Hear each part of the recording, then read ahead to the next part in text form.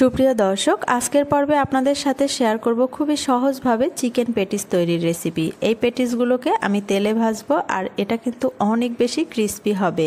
হাতের কাছে শুধু ময়দা আর এক টুকরো চিকেন থাকলেই কিন্তু ঝটপট এই পেটিসগুলো বানিয়ে নিতে পারেন। এটা খেতেও মাশাআল্লাহ অনেক বেশি মজার হয়েছে। আমি আপনাদের পেটিসগুলো ভেঙে দেখিয়ে দিচ্ছি। দেখুন এটা কতটা ক্রিস্পি হয়েছে আর এটা খেতে যে কি পরিমাণ মজা হয়েছে সেটা একবার বানিয়ে না খেলে বুঝতেই পারবেন না।